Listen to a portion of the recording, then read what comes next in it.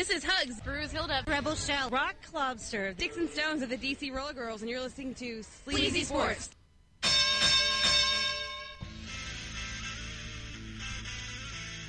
most amazing, sensational, dramatic, heart-rending, exciting, thrilling finish in the history of college football.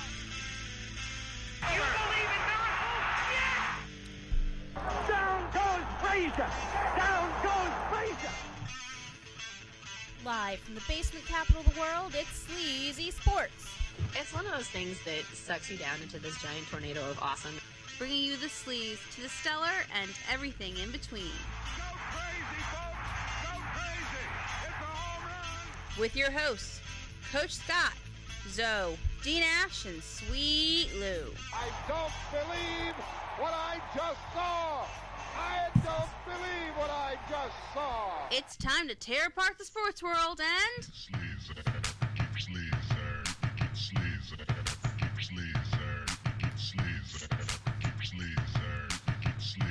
In a week that if you're making a bomb threat, you might want to check that you're calling the right Ottawa. This is SLZE Sports. Coach, in the time period in which I'm not necessarily sensitive or caring towards those that make bomb threats, especially with all of the bomb threats that have been made to HBCUs in recent weeks. But I have to ask, what wrong place is this dummy call? Well, this is a 20-year-old from Akron, Ohio, who was upset over Canada's mask mandate. So he wanted to send bomb threats to Ottawa.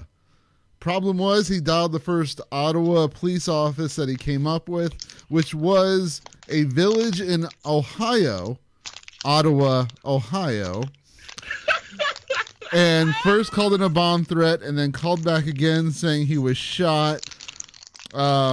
Basically, he was just mad about mask mandates, and now the sheriff's office is going to most likely be pressing charges against the man. Two questions here. Question number one. Dude, you're in Akron. Why are you upset about Canada's mask mandate? Well, that's where they're having all the protests. Oh, of course. Yeah. But my question is, and you guys probably know this better than I do because I've never been to Canada, but how long of a drive is it from Ottawa to Akron? Can you get to Canada from Ohio? No, you got to go to Michigan. That's what I was thinking, yeah. Because I think going to Detroit and going over into Windsor is the closest. Yeah. And Coach, if you live in Ohio, you don't go to Michigan. You go to that state up north because they don't use the M word. Yeah. And they also talk about how much it smells as you're driving through Detroit. I know. But anyway, so welcome to SLZE Sports, everybody. I'm Coach Scotty here with Sweet Lou and D Nash for another episode of SLZE Sports. I'm just hoping that no one drives through with a semi and tries to protest the show. Talk to Adrian. So I did want to mention real quick before we move on that local breaking news tonight came out that the Nationals all-time leader in games, runs, hits, home runs, RBIs, total bases, and doubles is retiring after 17 seasons with the team. Ryan Zimmerman hanging his cleats up. Mr. National himself. Yeah. Hanging his cleats up. As Mrs. Sweet Lou likes to call him, the heart of the franchise. The face that ran the place? Yeah. The face that ran the place, Most of the time when she would blather around because she loves Ryan Zimmerman, and Sweet Lou would be like, when are we sending this guy to the glue factory and getting a real player? So I literally forwarded her the post today and was like, the glue factory finally got his man. So she was not amused. No, I mean, you can't, I assume you said this for me to comment on. You can't deny, like, he was when they were a horrible team, winning 55 games, like, he was the only good player they had. And even in that World Series, he hit one of the championship games I went to against the or not the championship, the division games when they beat the Dodgers on that way to that World Series. He had a huge home run. Like, he was definitely an integral part of that 2019 World Series run. But I think the body finally caught up with him, and I'm sure he's got all the money he ever needs. So congratulations on a great career, and we'll see if I'll be surprised to see if they keep him around in some role. So is he gonna end up on the Expos Nationals? Well, that little ring that you see like above home plate. To get on that, you have to be in the actual Baseball Hall of Fame. Those are everybody in that little ring behind home plate are actual Hall of Famers. That's not what I was asking, Lou. Is he gonna get onto the Expos Nationals Mount Rushmore? That is gonna be for you guys to decide. That's a tough one because he played longer than most of those. Because you got to remember, a guy like Pedro Martinez who played all of 4 or 5 seasons for the Expos, clearly is a Hall of Famer, and guys like Vlad Guerrero, and Andre Dawson and Gary Carter, who all are in the Baseball Hall of Fame, but probably you could make a case that all of them had their best years with other teams. Yeah. I mean, that's the hard thing about the Expos. Right. They had so many great players, but they never hung on to them, and all these guys went on to, Dawson with the Cubs and Vlad with the Angels and Carter with the Mets. Well, anyways, that's a discussion I'll probably start a couple months down the road. But anyways, and it'll start with the league we're going to talk about first. And there's a little football game played this past Sunday. I don't know if you guys happen to see it. A couple people may have watched it. Football game? I thought the USFL doesn't start for a couple of months now. Oh, yeah. And the XFL is still a year out. Yeah. But, yeah, But anyways, so, yeah, obviously the Super Bowl this past weekend. Super Bowl was this weekend? Yeah, you missed it, man. Sorry. There's no replays either. Everything that happened in the game, it was a one-time thing. Wait a minute. Question number one. Was Tom Brady the MVP again? Oh, no. Absolutely. He's the de facto MVP, no matter what. Oh, okay. Yeah. So who's the halftime show? I don't know. Some old guys. I don't know.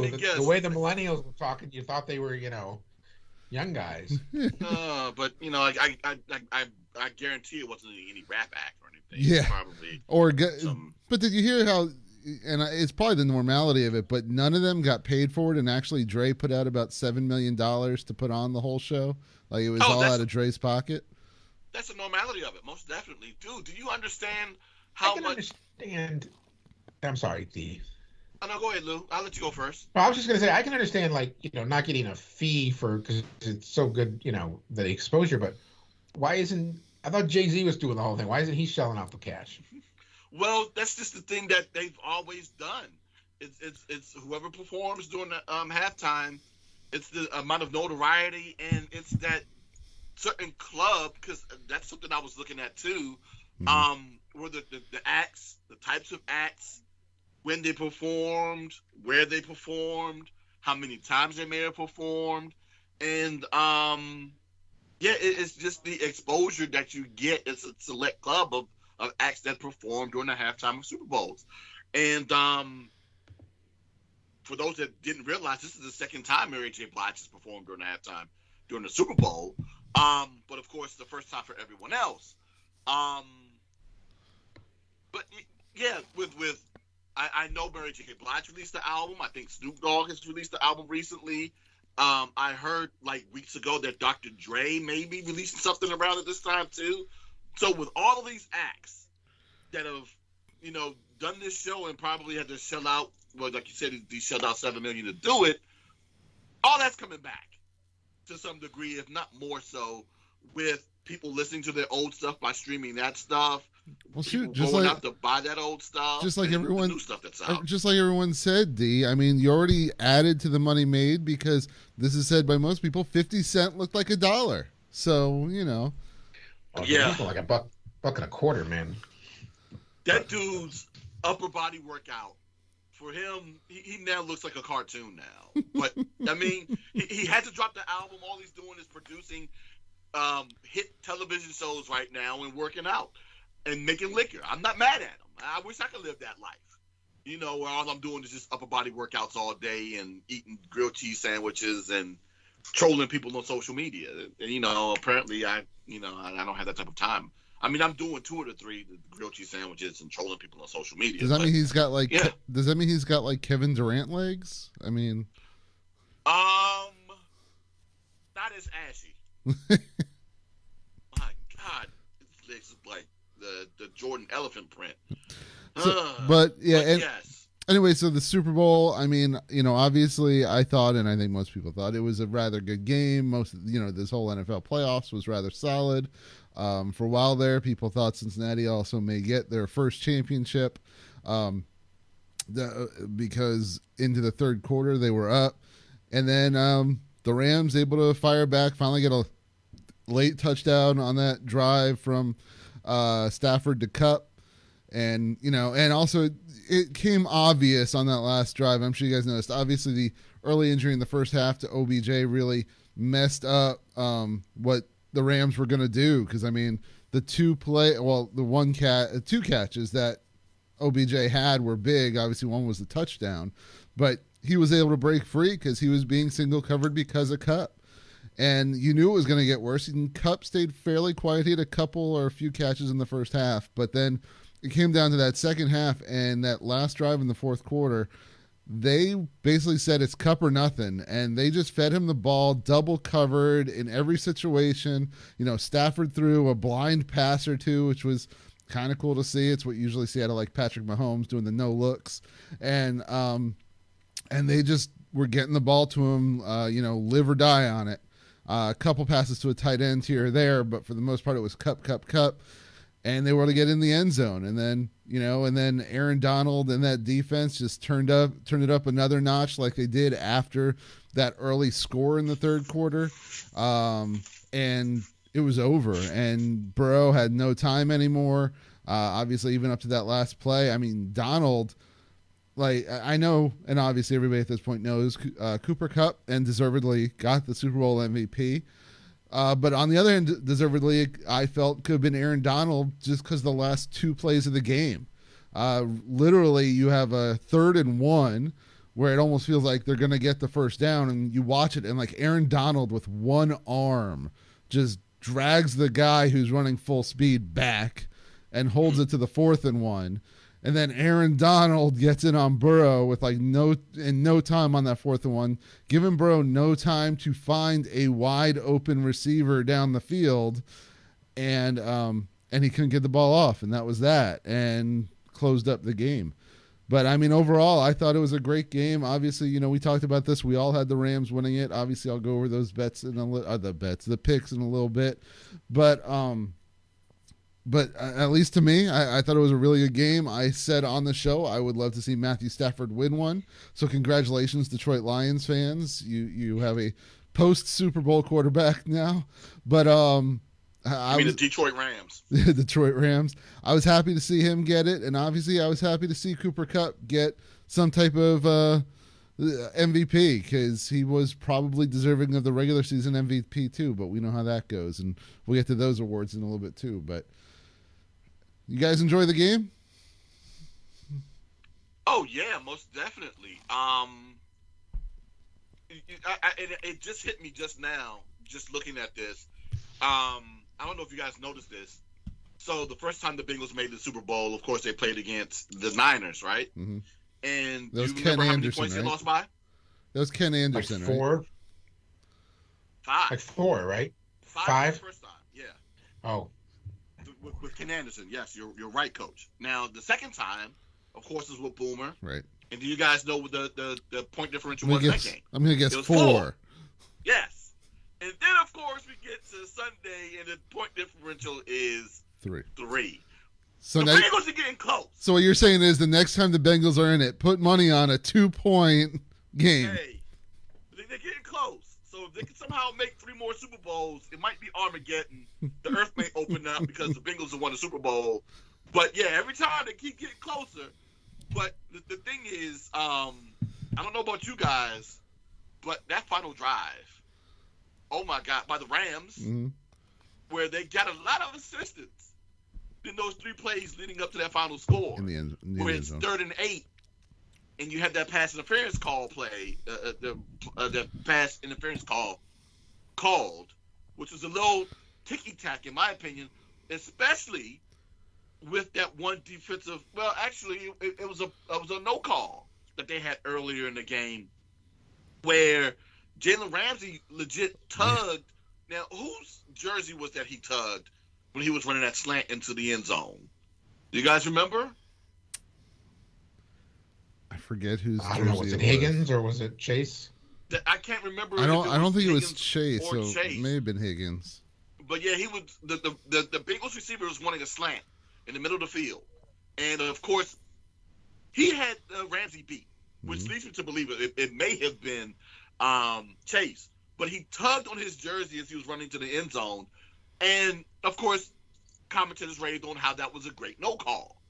Now there was even less contact on that pass interference call on 3 and 8, and the rest threw the flag. And then of course But that was the linebacker, right? Yeah. But there was even less contact, in my opinion, on that pass play, and they called the because then they also got Eli on the play before the touchdown. Yeah. They called pass interference in the end zone, which was a little more obvious. Yeah. And that's how they got the ball on the 1 yard line. Yeah. But I mean, no. I mean, I definitely think if the play you're talking about, which I think actually was holding, not pass interference, the one you're talking, the 3rd and 8 call. I think so. He called holding on the linebacker. Mm-hmm. I think it was because it was a linebacker. I think if that's a defensive back, he probably gets away with a little more. Well, I mean, and I did kind of wonder why is a linebacker covering Cooper Kupp? I know he's a crossing route, but like what weird zone coverage are you in? That I mean, I know he's only running across the middle, but why is Cooper Kupp being covered by a linebacker? Well, that's not even mentioning that one play score in the 3rd quarter where Ramsey's head got turned around. Yeah. Oh no, I was wondering when we were going to get to that. Yeah. Oh yeah. To me, that's the. I mean, we can talk all day about how important the last play of the defensive stop by Donald is, but I thought the 2 most important plays of the game is the T. Higgins touchdown, when he drags Ramsey to the ground by his helmet and then catches the ball, and I don't know, 8 referees didn't see a thing. I mean, I don't know. They just thought they thought Jalen Ramsey fell down.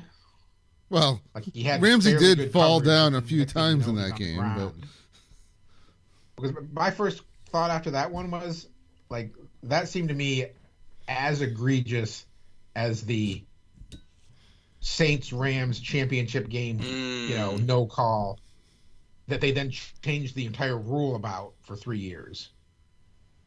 And I really wonder if this isn't going to actually force a change, that it was such a bad call that we aren't going to now somehow have a way to, have challenges to game plays like that. And when it's that obvious and that egregious, I mean, T. Higgins literally yanks him to the ground by his helmet. I mean, when the ball is in the air almost on top of them. Yep. And then scores a 75-yard touchdown. I mean, part of me at the time was like, well, they're the Rams. They got their, karmic comeuppance, since they're the ones that ran over the Saints receiver that day and didn't get called and ended up in the Super Bowl 3 years ago. And then that play right there happens. And I'm like, oh, well, Rams got what was coming to them. I'm sure Saints fans were jumping up and down going, yep, there you go. But I really wonder if we won't see a rules committee change because of that play. Because of how egregious it was. I mean, it changed the whole game. I felt like the Rams had that game in control most of the first half. They did. They were up 10 points. I know the Bengals got a touchdown late to make it 13-10, but it was 13-3. I mean, obviously should have been 14 if they hadn't screwed up the extra point. And that kind of flipped the game on its head. Yeah. And that play really flipped the game on its head. And then the other, obviously, I thought the most important play of that amazing drive is the 4th and 1. There was 4 minutes and 45 seconds left. They're only on their own 30-yard line, and they go for it on 4th and 1, and they run the jet sweep to Cooper Kupp. Yeah. And he gets like 7 yards. Yeah. And I thought that was the play of the game, really. Like, you just think back like 5-6 years ago, mean, they would have punted and let their defense go out there. I mean, they had all their timeouts. I mean, there's almost 5 minutes left in the game. I mean, he doesn't get that. You're at least you're down 3 points. You're at least giving them a field goal.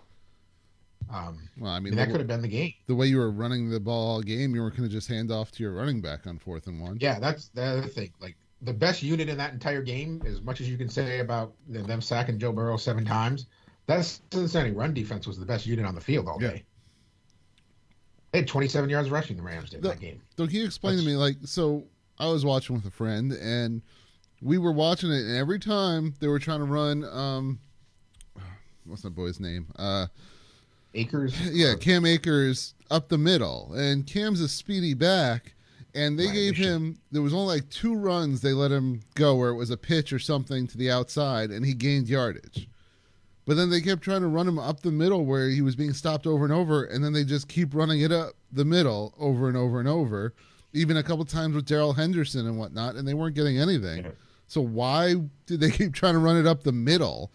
Yeah, I don't know. They're clearly losing that battle again and again.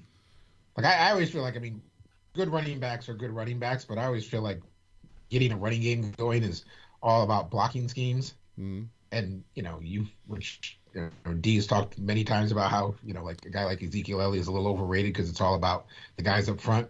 They were clearly, the guys up front on the Rams were losing that battle all day long.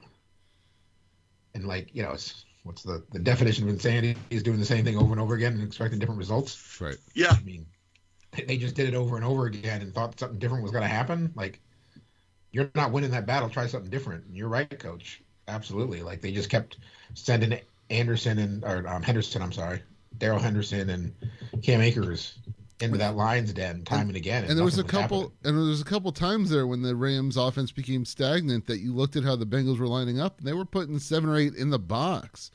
I'm just like, pitch it outside to Cam Akers. You're going to get something, but they wouldn't do it. I mean, and then obviously you also hit on the other important point. Like, I think if Beckham stays healthy in that game, it's a lot different game. Oh yeah, most definitely. When they were tying up Kupp, obviously with double coverages, and he goes out, Van Jefferson couldn't seem to get open on his own. And who's the third receiver at that point then? Skowronek or something? Skowronek, I can't remember that dude's name. Who's actually the one that caused the second interception. Mm-hmm. I mean, ball's in his hands. He, misplays it up in the air and it gets intercepted. I think at that point Stafford didn't feel like he could trust anybody. I think Henderson started getting involved. They started putting him out they put Henderson out wide a few times and was throwing him the ball because they couldn't trust any other receivers. If Kupp was being covered, I really, at one point I was like, Bengals have this because they're shutting down the run game. Stafford doesn't trust anybody, and then Higbee obviously didn't play at all. Right. And those other tight ends, that really was the other thing. They got the number 3 tight end, I think Hopkins, got a few balls. Mm-hmm. And I think that gave him a little bit of a safety valve. But it definitely seemed like at one point the Bengals had it. Yeah, they had it up until that final Rams drive. And as Coach said, it was really, they finally were feeding it to Kupp, and he figured out a way to get open. Yeah. And then he got a little help from the refs, especially down there inside the 20. So the Patriotti speaks because friend of the show Neil already commented. Can we agree the Patriots will win it all next year? No, we can't. Tell Neil to take his $600 and I mean, what are we talking about? The Potomac Patriots, the little league team, maybe. Potomac, Maryland. Maybe they'll win it all. But, maybe. But with plenty to talk about tonight, unless you guys have any closing on the Super Bowl itself, I think we can move on. I did want to bring up awards real quick. Obviously we mentioned Cooper Kupp got the Super Bowl MVP. Aaron Rodgers ran away with the MVP, which is what I believe our poll had it at on the for the show. He had 70% of the vote. Closest to him was 10% out of Tom Brady. And Neil said bet it all on the Potomac Patriots. Those kids will enjoy it. I will say, though, about the NFL, I hate, the NFL does almost everything better than Major League Baseball. Mm-hmm. The one thing I don't like is the way they vote for awards. All they have are first place votes. Yeah. Mm-hmm. A lot of years, it's like they got 50 guys vote for these, or for men and women. Maybe they have, who knows if they let women vote on these things. They have 50 people vote on these awards. And like a few years ago, like Lamar Jackson was a unanimous pick. Mm-hmm. Mm-hmm. But like, so all we know is that Aaron Rodgers got 39 votes, Tom Brady got 10, and Cooper Kupp got 1. But like, I like how Major League Baseball lets you like vote like first, second, third, fourth, and fifth, and then they like, you know, do a point system. Right. It's like, and the only reason I can think they don't do it in the NFL is money. Because, you know, in Major League Baseball, guys' contracts, they get bonuses. If you finish third in MVP voting, you get like some kind of a bump, and you finish fifth in MVP voting, you get a bump. Oh, Lou, And they don't want to pay their players. does that mean as our polls go, you're going to give me credit for doing a point system? Well, of course, Coach. I give you lots of credit for things. But like, it just always bugs me, like, because I remember the year that Lamar won, I was like, I wonder who was second. Nobody was second. Nobody was second. And a lot of years, it's like 48-2, because like there's two guys out there. When it's a lot of years, it's an obvious pick. Right. Yeah. And then clearly this year, it was a fairly obvious pick with Aaron Rodgers. I mean, your coach said he got 39 out of the 50 votes. Yeah. So then, and I mean, one guy voted for Cooper Kupp. So basically, the only people that got votes were Brady, and I just think they should open it up and like have a point system. Yeah. Offensive Player of the Year did go to Cooper Kupp, so he got that one. In fact, Cooper Kupp, man, he got the receiving triple crown, so to speak, Offensive Player of the Year, and won the Super Bowl MVP. The only other wide receiver in the NFL history to do those things in his entire career, Jerry Rice. Jerry Rice. And Cooper Kupp did it in one season. 1 year. Yeah. Defensive Player of the That Year. lets you know how weak defenses are right now. Defensive Player of the Year, not really a surprise. TJ Watt ran away with it, 84% of the vote after tying the sack record this year. Micah Parsons just behind him with 5 votes. Aaron Donald with 3. Offensive Rookie of the Year, again, no surprise. Jamar Chase, who led our poll. Mac Jones behind him. Jamar got 42 of the votes. 5 votes to Mac Jones. 2 votes to Creed Humphrey, the lineman from KC, and 1 vote to lose Rashawn Slater, who he loved when we were voting. So he got 1 vote. I put him like 3rd or 4th, which clearly he deserved to be 3rd or 4th. Yeah, and I gave him a vote too. So then Defensive Rookie of the Year was the only one, as you said, unanimous. So we don't know if anyone else was even voted, but I mean, we knew it was pretty much a done deal. Micah Parsons got all 50 votes to be this year's Defensive Rookie of the Year. Coach of the Year, we got wrong as a show. I got correct, but regardless, You and John, right? right? Where we took Mike Vrabel, and I told you, to me, it always seems like if a coach is kind of seemed like he deserved it one year, and they kind of looked past him, or we've seen this go one way, and the next year it can pretty much go to them or somebody else. I feel like it just happens. Like they almost feel like they got to give it to this guy.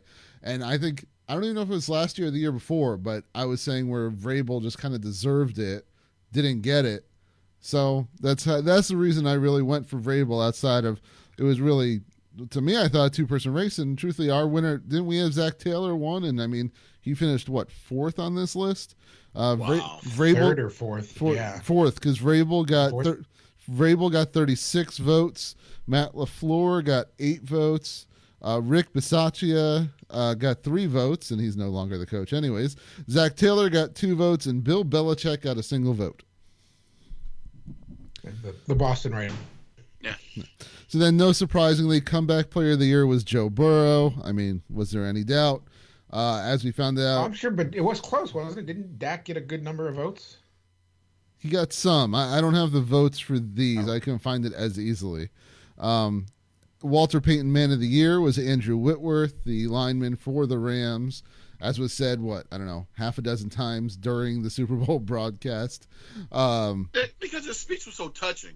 Isn't there like a dude that's currently in the league right now that was like one of his camps when he was a kid in Detroit or something like that? I believe so, yes. Or Cincinnati, I'm sorry.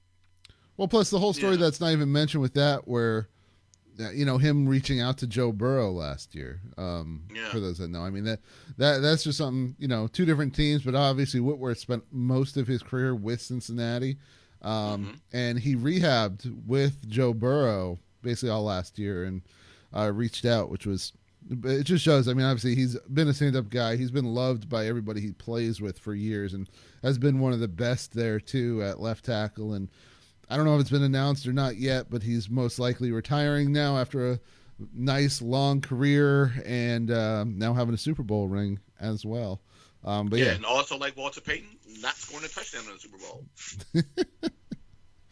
And then assistant coach of the year was Dan Quinn, the Dallas defensive coordinator. I mean, you could go a few ways, but at the same time, you got to realize that Dallas defense, how improved they were this year. I mean, I mean, obviously it had to deal with that rookie of the year they had, but overall. Did you hear the little I don't know, nugget on that one, Coach? That Rich Bisaccia was the first guy ever to get votes for both assistant of the year and head coach of the year. Oh, wow. Because of where he was and then moved on up. Yeah, well, because he was an assistant, obviously, and some people threw him votes for that award, and obviously he got the few votes for coach. And then not surprisingly, let's see, fantasy player of the year. I didn't realize they gave that one out, but it went to Cooper Kupp also. And then celebration of the year I loved because it went to Christian Wilkins. If you remember when he scored his touchdown, and he jumped into the stands first, but they went by that. And when he did the worm in the end zone, I mean, it's not often you see a 300-pound defensive tackle doing the worm in the end zone, and he pulled it off quite well. But so he was given the celebration of the year. Well, the things you'll see when I'm out at Green Stadium during the fall. So the other thing I wanted to just touch on real quick too, in this case with the NFL honors, of course, is the Hall of Fame vote. Obviously we made our picks on the show last week. Lou, how'd we do? Which is what I'm guessing you're picking up right now. 2 weeks ago we did them. Dude, we don't know nothing. Coach got 2. Woohoo! You got none. Yeah. And I got 2. Oh, so it's just me. I'm the dummy. Okay, got it. Yeah. Well, I mean, look, I say this. Coach and I got the same one, right? And then we each got one of the other ones. I mean, that means the other 3. So between the 2 of us, Coach, we got 3 of the 5. The other 2 guys, we didn't get it all. Well, I'll say, according to our friends, and I know we use their stuff often, so why not plug them? But Pro Football Reference, this is a weak class going in when it comes to an overall Hall of Fame. There were 1, 2, 3, 4, 5 guys that were not elected in that final class that were all rated much, much higher in their Hall of Fame monitor score. So obviously who got in, and congratulations to them. Tony Baselli, who was one of my picks, Leroy Butler the other, then Sam Mills, who was kind of the older player, got in there for the first time, but they elected him. His score was the absolute lowest. Really was the bottom quarter. Who's the first? I don't have my stuff in front of me from that hot seat. Who's the first what? I think this was his last year on the ballot, and I think it was the first time he'd ever been a finalist, right? Correct. And where usually near 70 score or over kind of means you have a really solid chance of getting in to their Hall of Fame monitor. He was at a 55.78. So overall, which was the lowest of the 15 guys, right, Coach? I think it was the lowest of the finalists. Yes. You know what the interesting thing is, though? Remember how I kept bringing up the approximate value of a player based upon ProReferenceFootball.com? Yeah. He was ranked 4th on that listing. So they have a couple different coaches. They have another stat called Hall of Fame Monitor, which is good. Yeah, I've seen that too. With this one, and you're using that weighted value one, right? And so the highest rated at the 94.35 was actually Richard Seymour. He, obviously, congratulations to him, and Bryant Young, who was also fairly low at 64.3. Also made it in. Obviously, congratulations. And congratulations to Cliff Branch, Dick Vermeil, and Art McNally, who all also got in. But I was saying there was 5 guys above that. You had at 113.8 is where Zach Thomas sits. He actually led in that Hall of Fame monitor. Patrick Willis just behind him at 109.1. Reggie Wayne at 108.1. Torrey Holt at 106.2.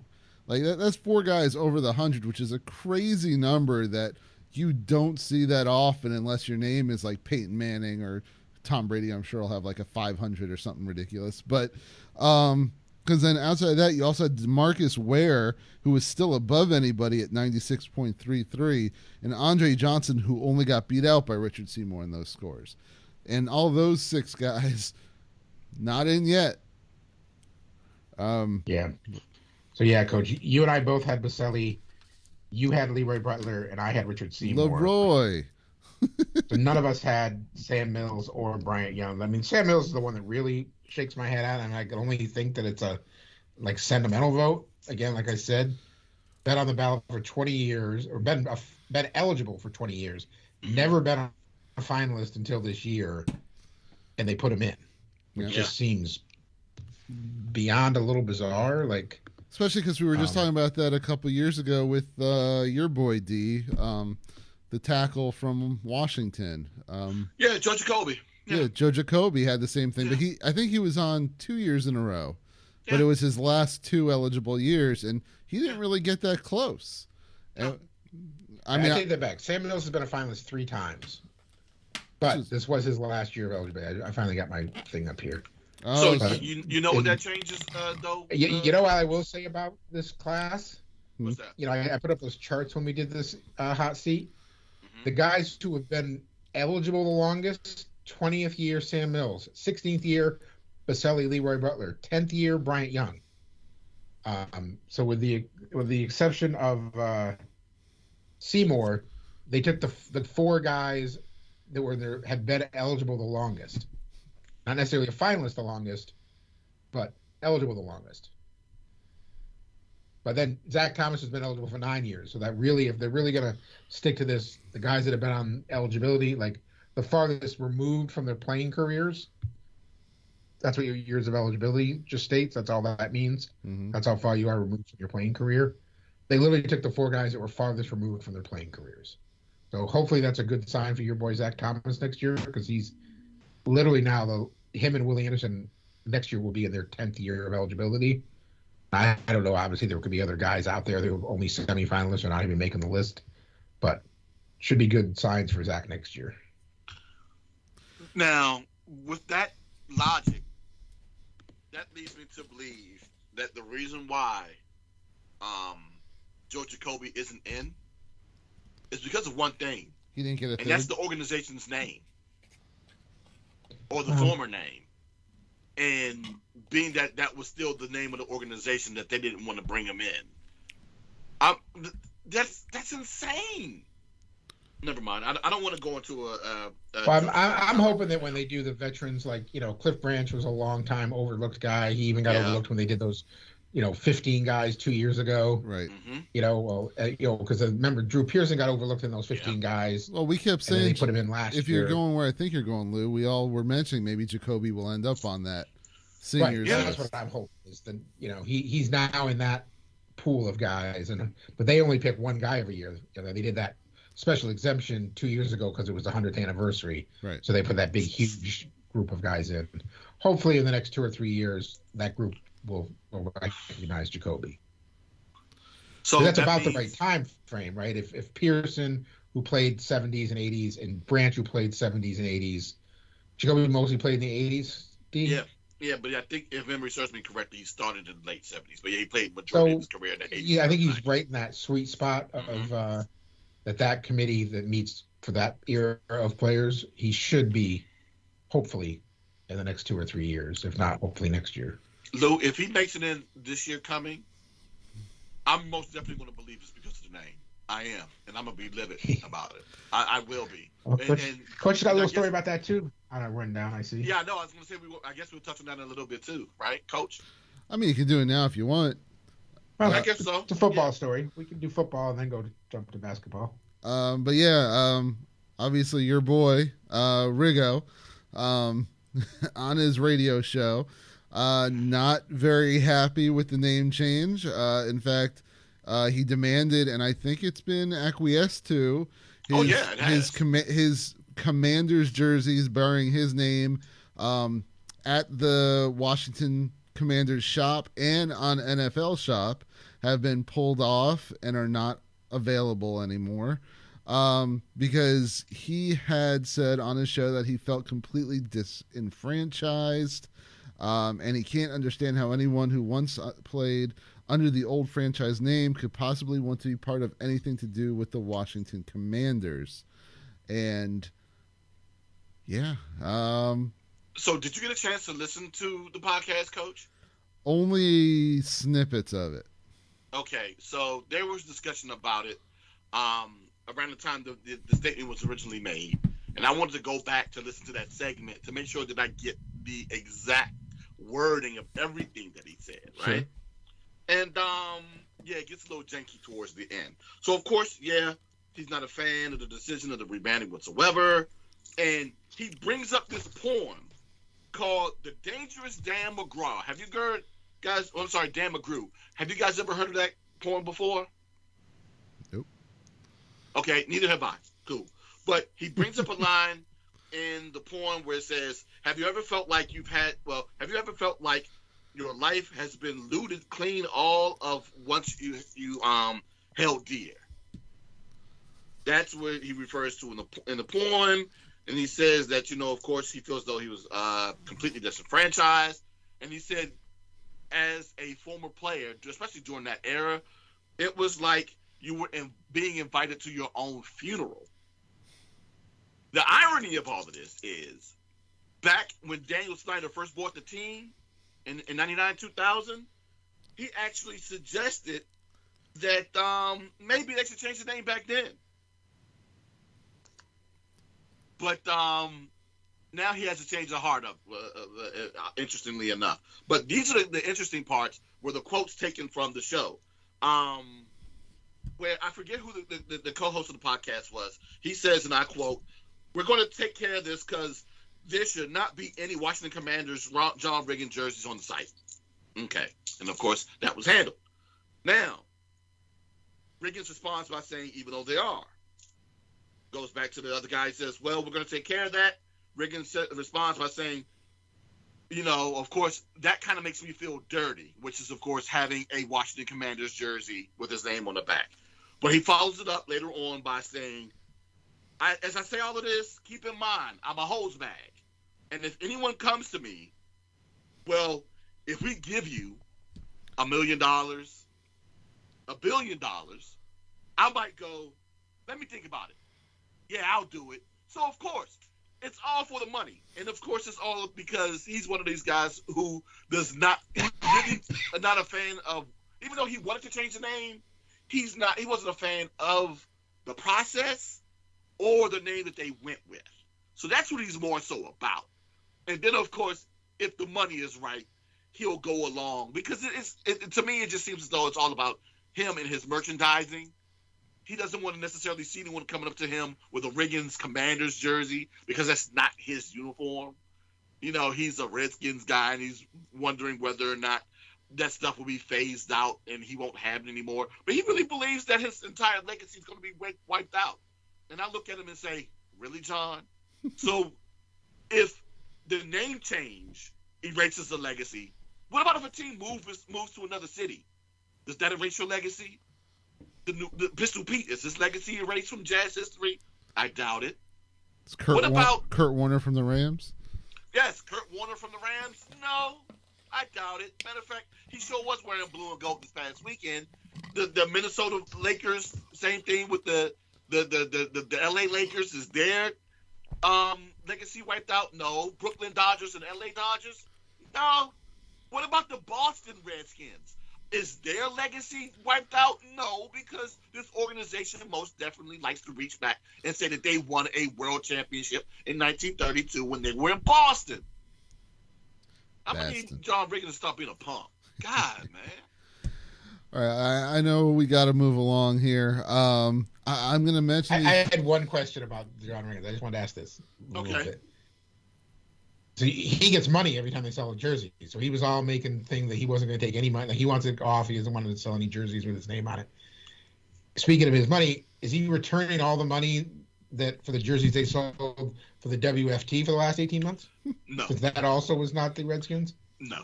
No.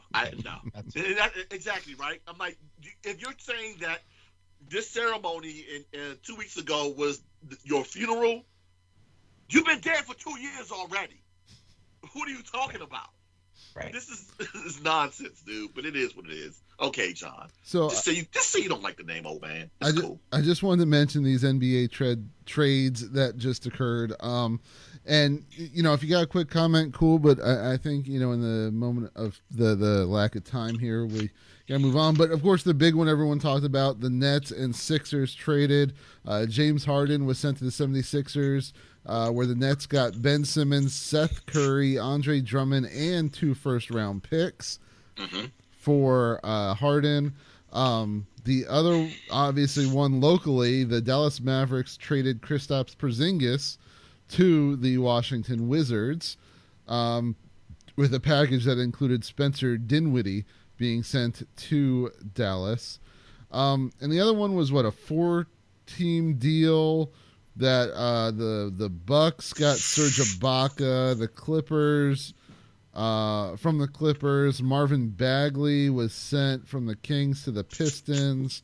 Dante DiVincenzo was sent to the Kings from the Bucks, and the Pistons sent Josh Jackson and Trey Lyles to the Kings. And there's a couple second-round picks that were sent to the Bucks, and a couple more to the Clippers, and Semi Ojeleye and Rodney Hood were sent to the Clippers. With Serge going to Milwaukee, that's looking to help them defensively, and hopefully it helps them in with defensive blocks, because they're currently ranked 26th in that category in the league. The one trade that we talked about a few weeks ago, I thought this though was the bigger of the trades for the LA Clippers, which is where Norman Powell and Robert Covington came from Portland over to the Clippers. But now it seems as though Powell, who's been averaging about 20, 21 points per game with the Clippers, is now out indefinitely with a toe injury. So I don't know if and when they'll be able to reap the benefits of having Norman Powell in that roster this season, because they're still dealing with the fact that Kawhi is out with his ACL injury from last year. So they're still fighting for a playoff spot. They're currently eighth right now in the West. So it'll be interesting to see if they can at least get Powell back. But I don't know if these deals necessarily will benefit the Clippers as of right now. We'll see what it looks like for them if they're still in the playoff hunt. And then, of course, with the James Harden and Ben Simmons, that was just disgruntled player for disgruntled player. And they had to make a deal, especially with the Nets, because they were going to end up losing James Harden at the end of the season anyway. So why not get something? But something, they got a king's ransom for him. They got 2 number 1 picks and several players. I was shocked. For a guy who you could make an argument is injury prone and far past his prime. Yeah. And I understand Ben Simmons is a disgruntled and can't shoot a shot from more than 4 feet away from the basket and all that. But whatever you want to say about Ben Simmons, I mean, he was a number 1 pick. But they got 2 number 1 picks, in which the Nets don't have any. They don't have any draft capital. So they got all their draft capital back. Yeah. And they got Andre Drummond. Yeah. And who else? I mean, I was just shocked at I thought that, it was like highway robbery. I mean, give it to the Sixers to screw this up 8 ways from Sunday. You got a way to get rid of your disgruntled player, but instead you're going to they know they're not getting James Harden from 8 years ago, right? They do realize. They do. This is not the James Harden that left OKC, whatever that was, 9-10 years ago. Well, I hope they realize that. But I will say, between him and Ben Simmons, he's most definitely still is the shooter and scorer at this point. But they're going to lose a lot in defense. So it's going to be real interesting to see exactly how the Sixers handle this from here on out. And are you happy about getting Porzingis here in DC? No. No. I understand the reasoning why they did it. For whatever reason, it just wasn't working here in DC. As much as I liked Dinwiddie, and as much as I loved Montrezl Harrell, who got sent to Charlotte. Unfortunately, it just wasn't working. It wasn't working with Dinwiddie and Beal in the backcourt. And oddly enough, as much as it was perceived on the outside of Trez as being the heart of this team, he was a malcontent in the locker room, and they needed to get him out of here. So and of course, Dinwiddie was making way too much money for them to look the way that they were looking as a unit in that backcourt. And with them having to choose between Dinwiddie and Beal, who were you going to choose in that situation? Of course, it's going to be Beal, even though Beal doesn't necessarily lead you to a world championship either by himself. So they just basically freed up a lot of cap capital, and I think got a couple of picks in there as well. But there are a couple of people who are hoping Porzingis becomes the Knicks Porzingis, which I doubt very seriously. But I'll see exactly how effective he is with this roster that's currently fighting to get into the playoff game, or the play-in game. I'm sorry. So I had a few congratulations here to send out. The first one I want to say is actually to fellow Seminole Jalen Ramsey. Ramsey, being on the Super Bowl winning team, is now the 15th player in Florida State history to win a national championship at Florida State and win a Super Bowl. So just wanted to send a little congratulations to my fellow Noel.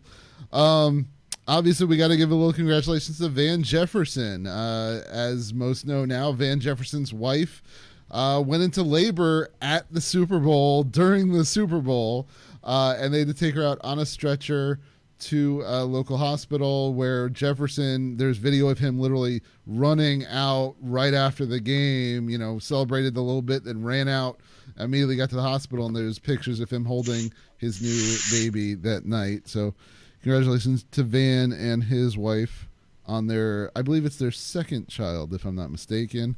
I think so. Somebody said that she got excited when she saw 50 Cent during his performance, and that was the surprise that caused her to go into labor. Well, it had to be somebody's birthday, right? Yeah, it shook. Yeah, hey. I also want to send a shout out to Miami Heat head coach Eric Spoelstra. Don't know if you know this, but he hit 729 career wins with the Heat. Are you kidding me? Nope. And that puts him at number 4 on the all-time list of wins with a single franchise. Oh, wow. The only ones still above him are all-time greats Greg Popovich, of course, who's number 1. Then Jerry Sloan is 2, and Red Auerbach is number 3. Sounds about right. He just jumped Phil Jackson, who had been number 4 on the list. So wait a minute. Which one team was that for Phil, though? Was it for L.A. or was it for Chicago? I feel like he was with Chicago longer, but certainly wasn't for the Knicks. Also had to mention real quick, just because we always seem to bring up something wrestling on the show, at least in the wrestling world, kind of huge news today came out that Cody Rhodes and Brandy Rhodes have now officially left AEW, in which Cody was integral to start up AEW and had been he wasn't CEO, but he had some high ranking authority in it. But him and I guess Tony Khan, as of recently, saw things differently and kind of decided to somewhat, since he was getting kind of stepped over a little bit, even though he was putting people over, to step away. And, of course, immediately rumors started to swirl, and a lot of people think, and since there's no contract like with the WWE when someone is fired or quits, that they have a non-wrestle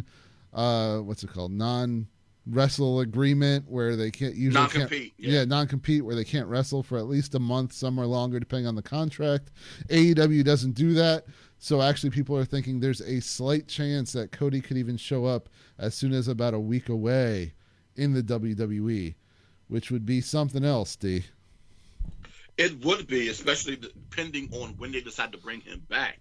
But yeah, he was an executive VP with AEW, and his wife Brandy was also like the VP of branding for AEW when they first got there. So yeah, it's very interesting that this happened, that this panned out like this, because it was basically him and the Young Bucks and Omega and Kenny Omega that were along with Khan that created this organization. Mm-hmm. And for one of those pieces to decide to leave is very interesting. But you know what? I think it's because of the fact that he wanted more than just pro wrestling. You know, he had that show on TNT and everything. But I just find it interesting that, you know, if he decides that he wants to stay within the business, if he goes back to WWE, will they grant him the creativity that he wants? Because, of course, as we all know, it doesn't last long with them allowing their talent to continue to have that much creativity unless you're a muscle-bound talent. Right, except they do allow, if it's successful, other ventures. Miz and Maurice for once. You know, of course, Total Divas, the Bellas. More so about No, I understand that. But if he's looking at the entire picture more, and there could be something in his contract that he can get a show like a Miz Maurice show, and that's really what he wants to do. Oh, sorry, Miz and Mrs. Then that could be a big reason that he would want to go back to WWE.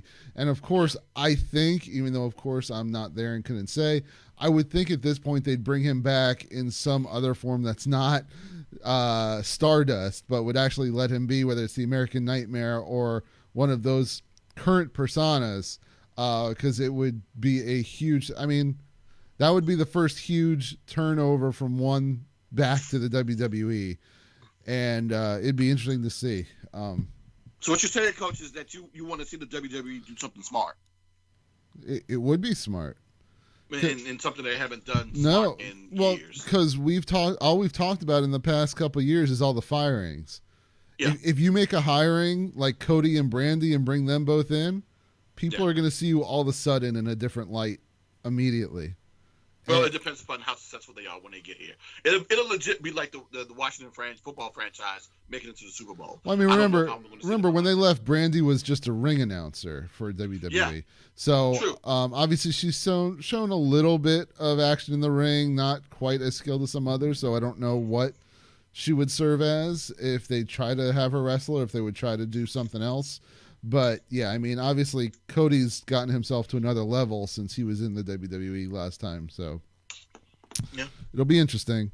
Did have a couple RIPs to sadly have to get to as well. Jeremy Giambi committed suicide last week. This was on Wednesday. It came out. He was 47. And rumors are it just had a lot to do with that. He was broke and whatnot, but kind of crazy. I mean, I think everybody at this point remembers the Giambi brothers and the noise they were making in the league at the same time, especially both on the A's together for a while there. And also, one that's a little outside the box, Western Connecticut University's defensive backs coach, Sean Salisbury, he was killed in a car accident this past week as well. Also taking place on Wednesday, and that came across as well. Yeah, I saw that name, and I had to check to make sure you weren't referring to the old NFL quarterback. Yeah, I thought that's what it was too when he first saw it. Yeah, I thought it was he hasn't worked for ESPN for a few years, but right. I thought it was Sean Salisbury, the quarterback turned analyst. Well, it's not. Anyway, so we are SLZE Sports, SLZeSports.com. Like us on Facebook, follow us on Twitter, SLZE Sports, every Tuesday night, 9 p.m. right here on Facebook Live. With that being said, it is time for the Sleaze of the Week.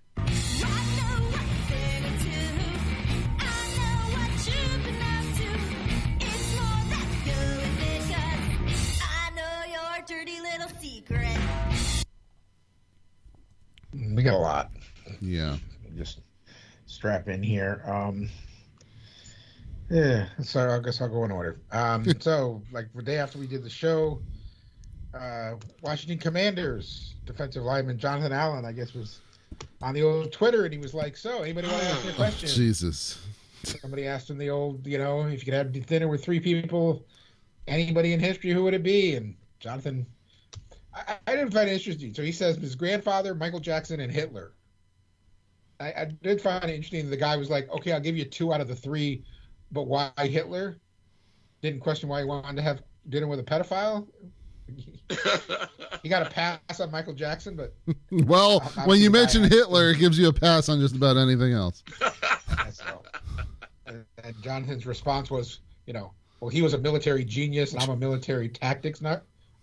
Dude, then the Twitterverse really got on him. Was like, first of all, he wasn't a military genius. If he had been, we'd probably all be speaking German still. And whatever. He had to craft an apology, needless to say. Yeah, this one I got to tell you, former Cleveland Brown offensive lineman Greg Robinson. Not the first time he's been arrested for drugs. A couple years ago, he was found with 157 pounds of marijuana. This year, he stopped for a traffic stop. They found a little bit of drugs in his car, so that gave him probable cause to search his house.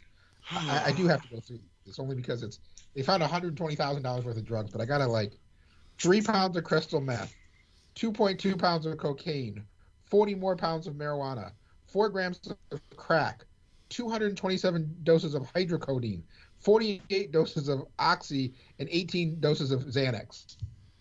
Is that all? That's it. But yeah, Greg Robinson, I don't think he's been in the league for a few years, but really we know what he's been up to. He's been in them streets. Yeah, he was the number 2 overall pick in the 2014 draft, so it's not like he's been out of the league that long. This actually is more of a follow-up. Actually, I could skip that. That was a follow-up to that we gave. I think we gave those guys that ran the scam on the NFL payout, medical payout system. One of the guys got sentenced, but that was an old sleaze. We had 2 from the Super Bowl, which really, they're more fun than anything else. The defensive back from Vernon Hargrave was inactive for the game, but still got a 15-yard penalty called on his team because he came out to celebrate the interception in the end zone. Gotta love it. I also, I talked about, the play with the yanking of the helmet being missed by the referees. The T. Higgins play, was that sleazy? Was it sleazy for the refs to miss it? Was it sleazy that he yanked the guy by the helmet? But that's not really a sleaze. It's being bad at your job. All day AP. We all remember a few years ago when AP was actually suspended for an entire year. Didn't play football for an entire year from the incident where he he hit his own kid with a switch and left welts and bruises all over his body. Yep. Well, AP was arrested at Los Angeles airport at LAX when he deboarded a flight where apparently he and his wife got into some kind of domestic abuse situation on board the flight, and he was arrested for domestic violence. Did you see this one I posted, D? I did not. Howard University has a new women's lacrosse coach. Okay. And she's actually was a former Syracuse, Karen Healy Silcott. I think she played her college lacrosse at Syracuse. They were visiting Presbyterian College, which I think is down in South Carolina way, right? Sure is. They're in the Big South. Yeah, so apparently they're playing Presbyterian College, and a bunch of, students, local, rednecks, whatever you want to call them, pulled up in their pickup trucks next to the field and proceeded to rain down, racial epithets at the Howard University women's lacrosse team. To the point that the Presbyterian College had to, put out, official apologies to the Howard University team. See, God, this is one of the things that it was bounced around when A&T decided they were going to move over to the Big South, that this is the type of treatment that they might receive. But I guess thankfully, Presbyterian is not a football member of the Big South. So I don't know if they play Presbyterian and basketball there yet. Maybe they have, but I haven't heard any response. But I know that softball will be coming up soon for both for A&T and baseball as well. Wait a minute. No, Presbyterian doesn't have a softball team, but they do have a baseball team. So baseball will be coming up for A&T and Presbyterian. So I'm wondering if that same type of response would happen with the baseball team too, which is highly disappointing. Yeah, I mean, like USA Lacrosse put out a tweet. The Eric Cloakley, who I believe is the coach of the Presbyterian, these are all tweets, had to put out an apology. Presbyterian College put out an apology. I mean, everybody put out apologies for what happened. But again, it's fan behavior. I don't know if there was no word that it was students from Presbyterian. It could have been just the local lovelies. Because you posted this and it made me think of more than one story about how, Nathan Chen, who was, as far as I know, born and raised here in the United States, his parents he is the children of Chinese immigrants. Mm-hmm. As most people know, he won the gold medal in men's figure skating earlier last week. But I guess on Chinese social media, he's being called a traitor, being threatened on Chinese social media. Again, he was not born in China. Again, he's the son of immigrants. So that's bad, though I'm not sure if we're going to send, sleaze bobbleheads to 4 billion people. But also, it wouldn't make them. Never mind. That was about to be a bad Chinese manufacturing. On that same note, I don't know if you guys, I've been watching the Olympics a lot. There's a woman by the name of Eileen Gu who was born and raised here in the United States. Her mother is Chinese, and she decided 2 years ago, and she announced 2 years ago, she's a very talented freestyle skier, that she was going to compete for China, for the Chinese national team. Now, she's already won a gold and a silver medal, which is why everybody knows who she is. And the people of America have taken to the interwebs, the Twitter and whatnot, and trashed her up and down because, they're saying she's relinquished her U.S. citizenship. She shouldn't be, competing for a country like China, blah, blah, blah. And it's become quite racist and horrible and awful, which made me think of this same story. People are horrible, athletes make choices and compete. And then our last one, which I just posted this evening, but this is probably the story that has engulfed the Olympics, and it involves, drugs and Russians, which is always good. So the best women's figure skater of the world is this woman, Kamila, I think it's Valieva. She's 15 years old. She helped the Russians win the team event right when the Olympics started. And then the information was released that way back in December, a sample was taken and she tested positive for some type of heart medication, which is on the World Anti-Doping Agency's banned list. But it took 6 weeks for this thing to be found out that she tested positive. It's gone back and forth. I can't believe Russia has an anti-doping organization. They briefly suspended her and then reinstated her. The IOC and other figure skating organizations have asked for her to be suspended, for the Russians to lose that medal that they won for the team event, for not to be allowed to skate in the women's event, which started this morning. And there's a court of sports. What is it called? It's like the CSA. They held a hearing on Sunday, and they ruled yesterday that she could compete. And it's just caused all kinds of, the world has come out and said this isn't fair. She's 15 years old, and yes, there's probably Russians giving her things that she doesn't know about, but if she tested positive for something that she shouldn't be competing. And then the IOC came out hours later and said, well, yeah, I guess she can compete because this neutral arbiter said she could, but if she wins a medal, we're not holding any medal ceremonies. So she can still get the medal, but just not the same. I know, right?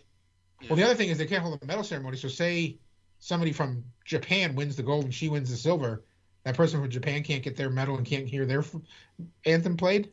Now, everyone needs to know that literally 3 Russians are favored to win gold, silver, and bronze in women's figure skating. They have such a juggernaut in women's skating. So, and I don't know if you guys know or don't know, Russia hasn't been allowed to compete in the Olympics since Sochi, 2016 Summer Games, 18 Winter Games, 20 Summer Games, and now 22 Winter Games. All of them they have all competed in as the Russian Olympic Committee because they've been banned as a country.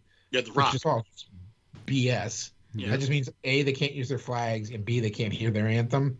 But the athletes can win all the medals they want. Yeah, and they can still come out in the country's colors. Well, no, I literally think they are not allowed to wear their country's color. I don't know about the colors, but they can't have any flags on their uniforms. Yeah, I know. I Russian thought flag. during the summer that they were able to wear their colors, just not the flag. Maybe that's true. Well, you can't. I guess you can't legislate colors, but you can legislate the flag. Yeah. So maybe they can't have this what's the symbol of Russia? The sickle and hammer, right? Whatever. Yeah. So that's what I got for you. Lots and lots of sleep. USSR, man. Yeah. I'm most definitely going with the Russian incident because we just had this entire conversation about Sha'Carri Richardson and weed during the summer. And there was no conversation, there was no debate, there was no bones about it. She got caught with weed, and there was of course a debate on whether or not it's legitimacy and whether or not it's an enhancement drug or not. Even though I still say that it's not, she was still suspended, right? Yeah. By the way, they held the short program for women's this morning. I mean, it's being shown now live on prime time, but it was actually held this morning. She's in first place by a lot. Yeah, and there you go. And she's still able to compete, and she's winning. So, yeah, about that part. It's most definitely that incident. Yeah. There you go. All right, so our picks from last week, and there was 20 of them. First of all, we had the Super Bowl itself. We all took the Rams, who did win 23-20. We all got it right. We had the over-under, which was 48.5 points. There was only 43 scored in the game. D Nash, the only one to take the under, so he got it. We all took tails on the coin toss, and we were all wrong, just like the Rams were, and it was heads. And by the way, did you realize now? I know they put the thing up, but there's now 8 straight Super Bowl games that the loser of the coin toss won the game. Did not know that. They had a thing that went up that it was 7 straight before the coin toss occurred, and then it happened again. So kind of crazy. But so we all got that one wrong. Then we all went over for the national anthem, which was set to 95 seconds. That did go over, so we all got that one correct. The first play attempt of the game was a rush. It was a handoff to Cam Akers. So I was the only one to take rush. You both had pass. Who scores the first TD? It was that touchdown to Odell Beckham. Lou got that one correct. The first turnover was an interception thrown by Matthew Stafford. You both had interceptions, so you got it correct. We unanimously said that someone would score in the final 2 minutes of the first half. That did not happen, so we all got that one incorrect. The first live performance artist during halftime was Dr. Dre that they showed live before it went over to Snoop. So I was the one to get that right. You both had Mary J. Opening it up. The first song, well, we struck out on because I had California Love, which was, the second or third song that got played. Family Affair was much later, but which you both had, and it was actually next episode, so none of us got that right. Then will the game will the game be in a tie after it's tied at 0-0? We all said yes. Well, it was never tied again, so we all got it way wrong. Then the largest lead, will it be over or under 14.5 points? The largest lead was only those 10 points. You both took the under. You both got it correct. Most passing yards in the game, you both took Matthew Stafford and were correct, where Stafford had 283 to Burrow's 263. Most rushing yards in the game, well, it went to Joe Mixon, who D Nash had correct. Mixon and his 72 yards rushing. Lou and I both taking Rams didn't help when the Rams couldn't run the ball anyways. Most receiving yards went to Lou and T. Higgins. T. Higgins actually led the game with 100 receiving yards, thanks to his face mask. Even though Super Bowl MVP Cooper Kupp, who D Nash and I had, finished second with 92 yards. Lou also got the Gatorade bath correct. He picked blue, and it sure enough was blue. The Super Bowl MVP was Cooper Kupp. D Nash got that right. He had Cooper Kupp. You missed one, Coach. You missed players attempting a pass. Right. It was players attempting a pass attempt. The over-under was 2.5. There was actually 4 players who attempted a pass. I was the only one to take the over on that. And then let's see, we had the total first downs versus Trey Young stats. There was 33 first downs in the game. Trey's stats added up to 46 on the day, so Trey Young got it right, meaning D. Nash got that one. Then we also had the Bengals touchdowns versus the yellow cards in the West Ham versus what's their name? Leicester City Game. Yep. And there were 3 yellow cards in the game. The Bengals only scored 2 touchdowns. So D. Nash and I taking the yellow cards were correct. We have one for fun that we won't know for another week. That's Cup versus the Olympic Golds. So we'll see what happens there. Cup had 8 receptions. Cup had 10 receptions, right? I thought it was 8 receptions. Oh, did he only have 8? How do you... So odds are the Olympic Golds will get it, but we'll see. They got their 8th tonight. No. Coach. What? Oh, he had 10 targets, 8%. That's what I saw. I saw the 10 targets. So I was right. So, yes, Olympic Gold's probably going to get it, meaning you both get it. But, again, we did that as a fun pick. Then total points scored was the tiebreaker. D gets another tiebreaker correct. He picked 44 points. It was 43 points. Lou and I both took the over, so we both went over. I was the closest there at 52 after that. But at the end, D Nash had 10 of those correct to lose 8 to my 6. So on the season, not only did D have the total one off, he had 24-20 and it was 23-20. So if they hit that extra point, D's exactly right. Yep. So that on the season now. I'm glad you said that, Luke, because I was surely going to say it. I give you your props, D. Yeah. Nostradamus, I keep saying it every year. One day I'm going to take my own bet, but I got a strange feeling the day that I do is the day I'm going to be wrong. And I'll talk up myself too, and on September 4th when we did our picks, one person had the Rams winning the Super Bowl. You did. Against an Ohio team. Against Ohio team, you had that. You did. The wrong Ohio team that wears orange.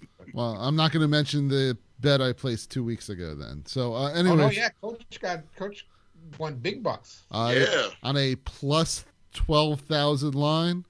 Yeah, big bucks, no whammies. Yeah. That was pretty damn good. And it was off of free money too, so it was kind of nice. But I'm sure he's paying taxes on it too. No, because in Virginia, I think it's $600 or more. Oh, is there a limit threshold? Nice. Oh wow. Okay. So, anyways, what I was going to say is, like it always happens when we do 20 picks, all of our percentages dropped a bit. However, we're all still over 50. D now leads the way. He has 57.1% of his correct picks. I'm at 52.9. Lou right at 50 at 35 and 35. Unanimously, we're now 9 and 6. So we're still at 60% of our unanimous picks correct. And on the season, what did we do? We get 2 out of 4 on the unanimous. We got so we did 2 out of 5. I believe. Oh, 5. We had 5 unanimous. Yes. I knew we had 2 of them right. 2 out of 5. And that means now on the season, D has taken the lead. He has 7 points to my 6 points to lose -1 point. I got 1 back. There you go. So we're going to start off the picks this week with NBA All-Star Weekend in the 3-point contest. That's 8 p.m. Well, they all start at 8 p.m. There's 3 events that happen. This is the second event happening during that broadcast. The participants are Desmond Bain, Luke Kennard, Zach LaVine, C.J. McCollum, Patty Mills, Karl Anthony Towns, Fred VanVleet, and Trae Young. And I'll say we're going to do this. I'll say it now so I remember. In college rules, meaning if you remember how we do the college tournaments, it's whoever gets closest to winning. Meaning I don't know how it would break. Well, no, because then one of them would probably have more than the other made, hopefully. Mm-hmm. But so if everyone goes out in the corners in the quarters and semis of who we pick, and only one player made the finals but loses, that loser would actually win for us. So anyways, D, you got the win last week. So who you taking to win the 3-point contest? I'm going to take a gentleman who killed my, actually stuck a dagger in my wizard's heart a few weeks ago with hitting a 3 at the buzzer and being fouled and making that free throw. And that would be one Luke Kennard. Lou. Yeah.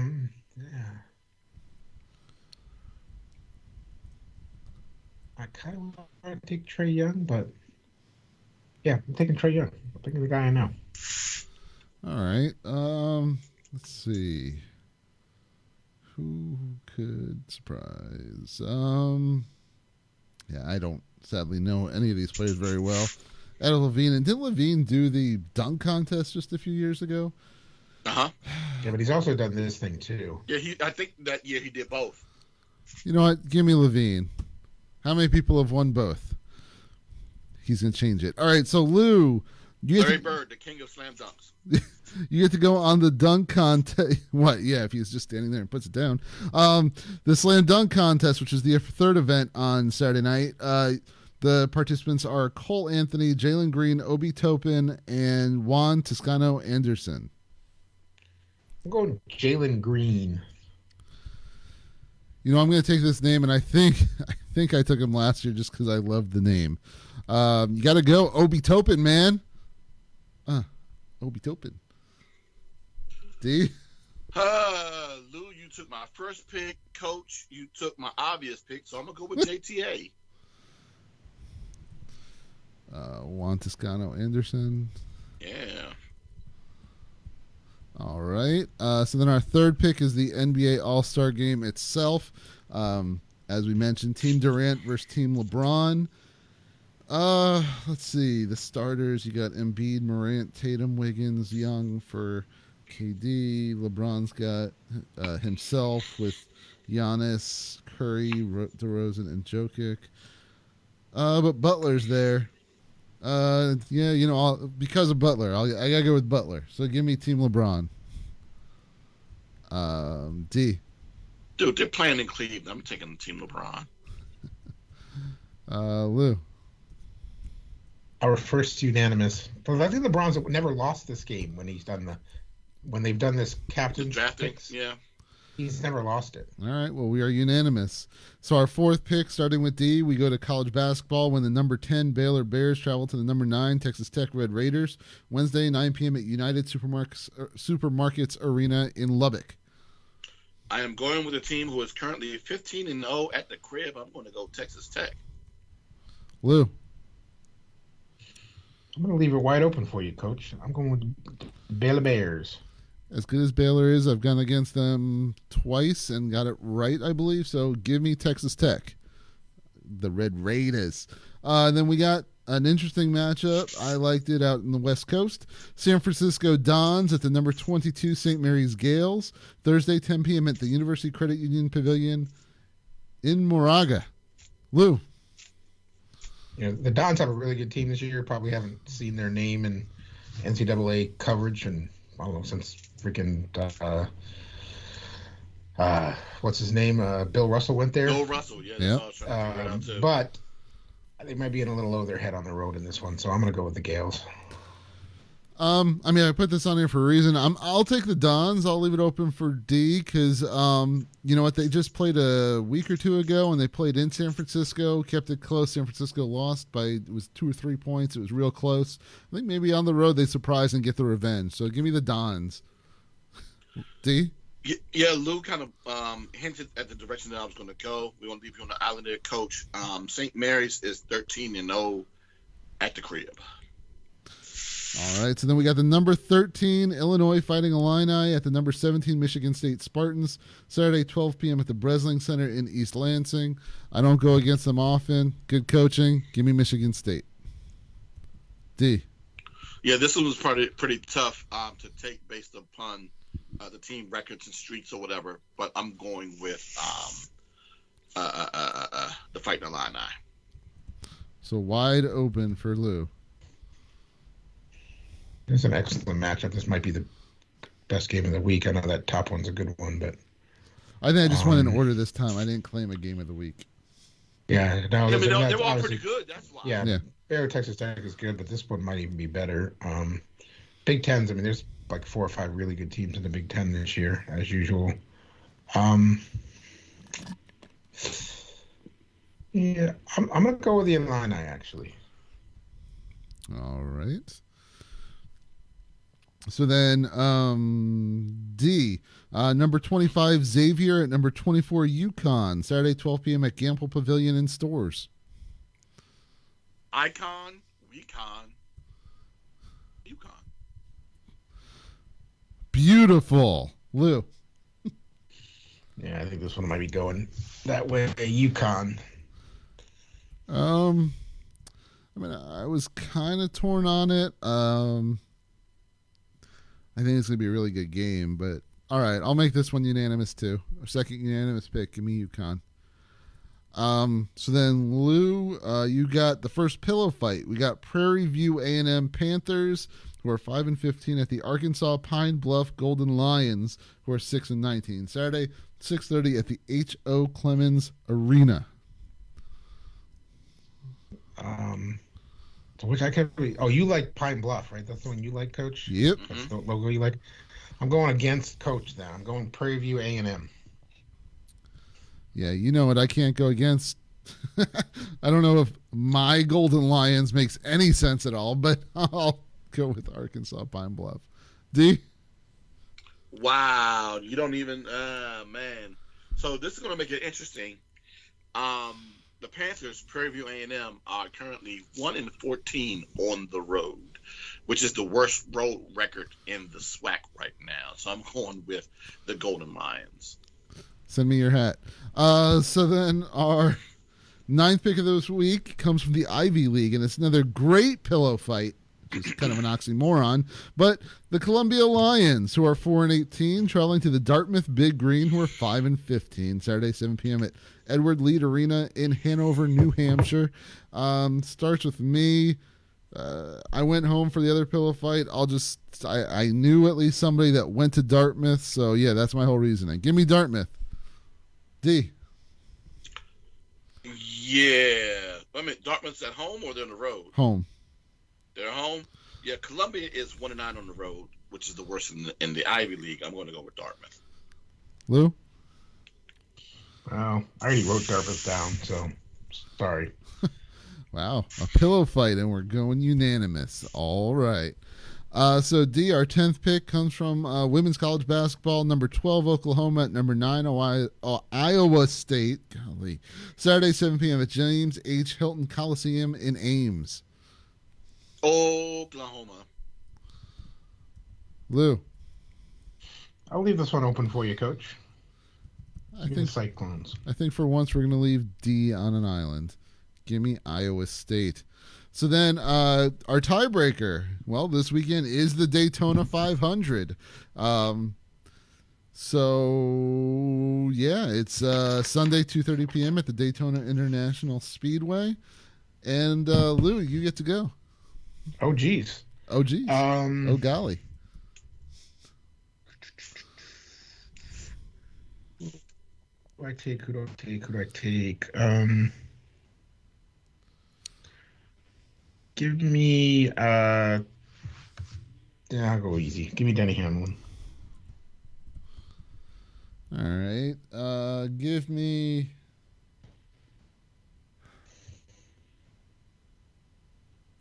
someone we don't pick quite as much. Give me Ryan Blaney. D. Funny. Both of you guys took my number 1 and my number 2 guy. I don't know how well he'll necessarily do in this race, and I'm not necessarily going to take him, but I want to shout him out. Greg Biffle, the longtime NASCAR driver, he'll actually be driving the Grambling 44 car this week. So shout out to him by having HBC representation going on with his car. But since I don't know if he'll necessarily do well, I'm going to go with Bubba Wallace. All right. So you're taking Bubba Wallace, and those are our 10 picks of the week. We are SLZE Sports, SLZEsports.com. Like us on Facebook. Follow us on Twitter at SLZE Sports every Tuesday night, 9 p.m. right here on Facebook Live. And Elise is going to finish up one of these things. So let's go.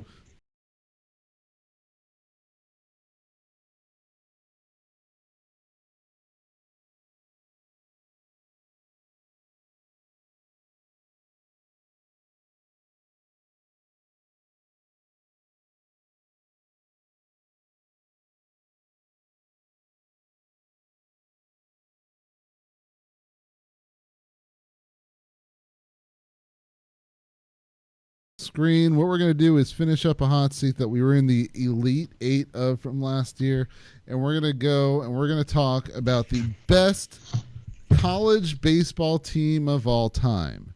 You guys know I like my college baseball. In fact, years ago when Lou had, I believe, Zoe and I, if I'm not mistaken, do our sports bucket lists, I believe.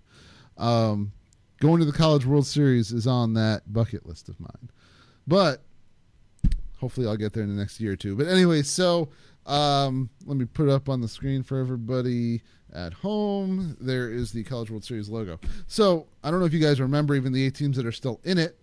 So I will try to I think you guys just have to agree on the team since we're in the Elite 8. And let's just start right off. The first matchup in the Elite 8 is the number 1 seeded USC Trojans. And real quick, since it's been a while and it is up on the screen, I will give it a minute, plus I will tell you the lineup and rotation at least that you get from there. Jeff Cirillo is leading off. Fred Lynn second. Ralph Kiner third. Mark McGuire hitting cleanup.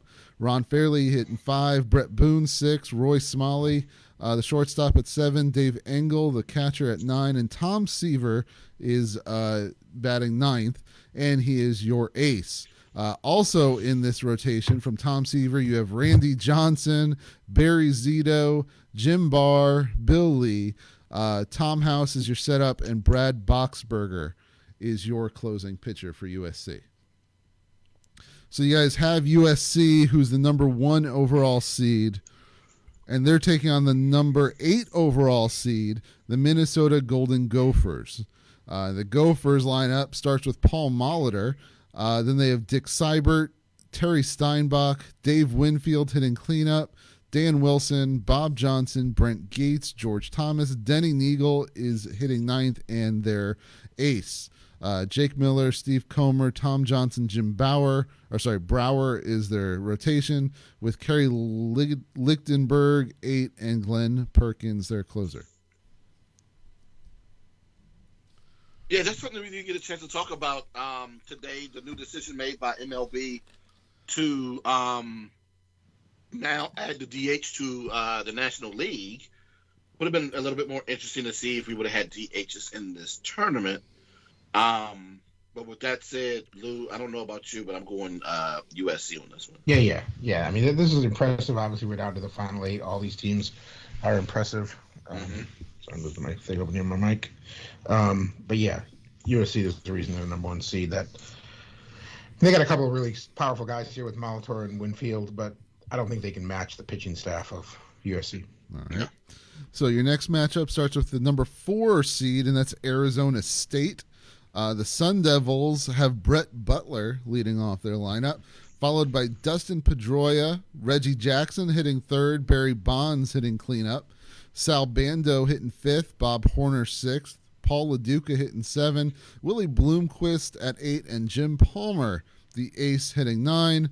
Jim Palmer, as I just said, the ace, followed by Floyd Bannister, Larry Gura, Mike Lee, Craig Swan, Larry LeGros, the setup, and Doug Henry, the closer. So you got this Arizona State powerhouse, really, taking on the number 37 seeded Michigan State Spartans. The Spartans led off by Rick Miller and Hobie Landreth.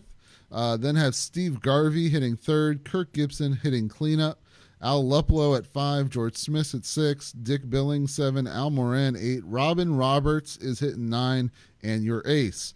Mark Mulder is 2, Dick Radatz is 3, Jack Kralik 4, Frank Owen 5, Ron Paransky your setup, and Mike Marshall your closer. How did we get to Michigan State getting this far again? I think it was the Garvey and Gibson duo, and they got a Hall of Fame starter and 2 really good. Mike Marshall was a heck of a. I was gonna say 2 really good guys in the pen. Yeah, Paranowski. He played in days that you didn't save games, and he, 13 seasons he saved 178 games. That's a lot for those days. Mm-hmm. And Mike Marshall won a Cy Young. Yeah, they have a great bullpen. One of the better. A lot of even those teams we've seen that are powerhouses have some weak bullpens. Mm-hmm. But no, yeah, it's the number 4. Yeah. All right, so Arizona State. So your next matchup is the 18 seed, the UCLA Bruins. Jackie Robinson leading off the Bruins, followed by Chase Utley, Jeff Conine hitting 3rd, Troy Glaus cleaning up, Chris Chambliss at 5, Don Slott at 6, Eric Burns 7, Brandon Crawford hitting 8th, and Bill Bonham is the ace, followed by Tim Leary, Matt Young, Trevor Bauer, and Jim Park. Dave Schmidt, the setup, and Casey Jansen is the closer. Oh, wow. This is when Trevor Bauer was still with Cleveland.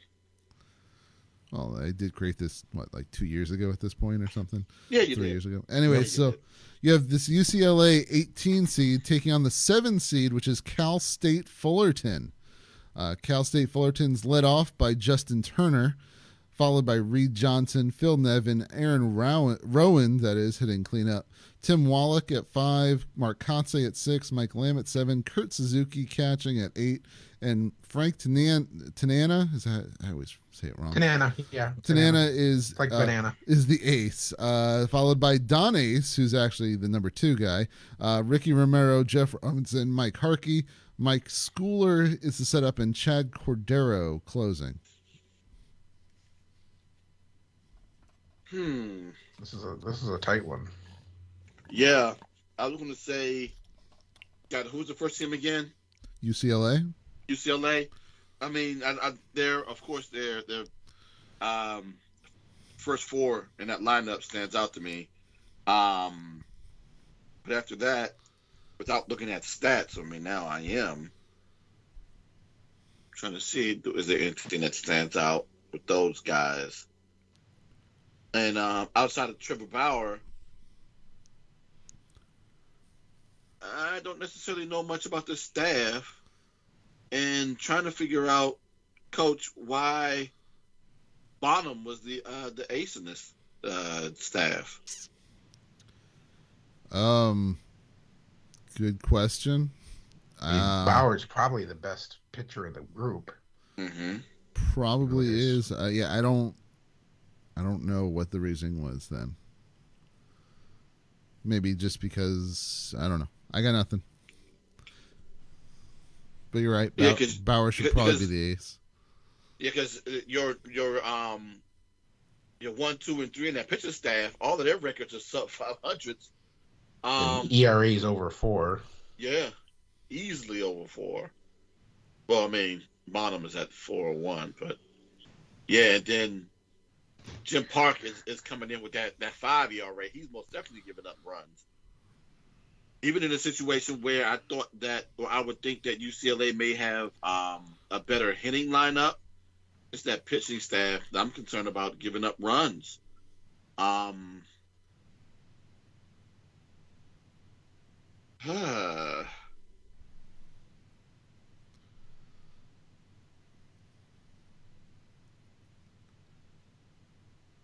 Yeah, that was just what I was supposed to ask you to do there, Coach. You see the other team again, Coach, or you thank you? Well, I think UCLA has a distinct advantage from the lineup point of view. Like, obviously, you have a Hall of Famer with Jackie, but you have some solid guys who played a lot. I mean, well, Wallach and Chambliss I could see being a wash. Long time guys, played 17 years, both of them. But I mean, Reed. I mean, I'm not sure there's anybody in this lineup that really is as good as Chase Utley was in his prime. No.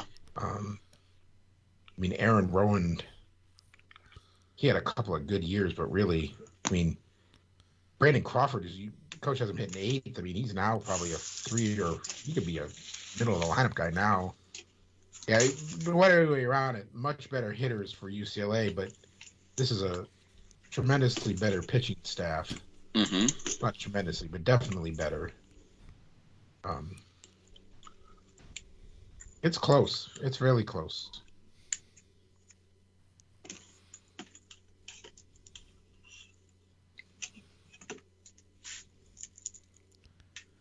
you had to maybe pick the one. 4 and the 5. I mean, this is better pitchers, better closers. Even if they didn't play very long.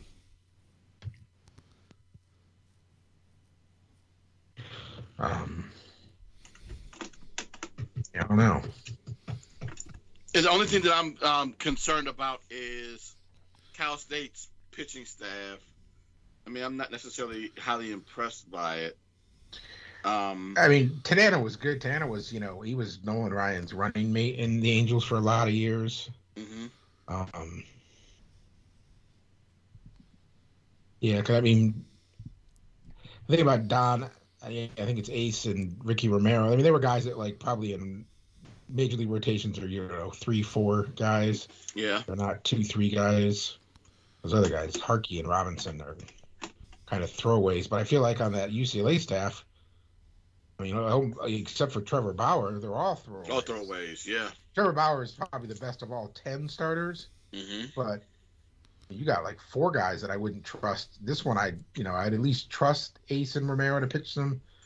Tanana is not as good as Bauer has been at his prime, but Tanana was a solid number 2 pitcher for a lot of years. He pitched 21 years in the majors. I'm almost leaning towards Cal State because I don't see UCLA. Well, Chris Chambliss was like I think Wallach kind of cancels out Chambliss. You see that UCLA one, Coach?